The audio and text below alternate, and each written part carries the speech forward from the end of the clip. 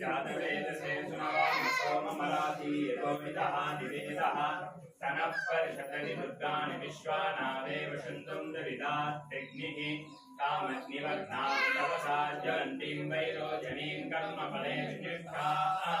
दुर्गां देवीं शरणमहं प्रपद्ये सुतरसितरसे नमः अग्ने त्वं पारयानव्यो अस्मान् स्वस्तिर्हति दुर्गाणि विश्वा ऊर्जलोकाय तनयाय शय्योः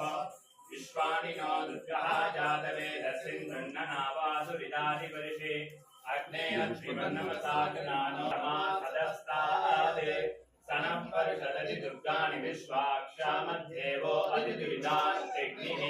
प्रत्नोषि गमेभ्यो अद्वरेषुणार्चो दानव्यजसत्सि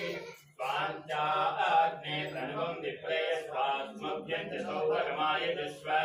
गोभिर्जुष्टमैर्ज्योनिषिक्तन्तवेन्द्रविष्णोरनुषञ्जलेम नाकस्य पृष्ठमपि संवसानो वैष्णवी लोकैकमादयन्ता कात्यायनाय विद्महे कन्याकुमारी धीमहि तन्नो दुर्गी प्रचोदयात् ओम ह्रीं वाराहि ह्रीं सिद्धिस्वरूपिणी श्रीं धनवशङ्करी धनं वर्षय स्वाहा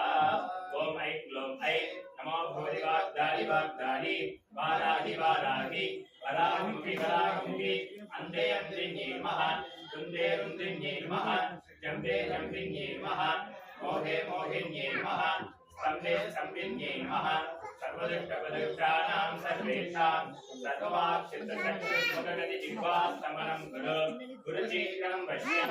ऐं क्लों ऐं टः टः टः टः ओम अस्राय स्वाहा।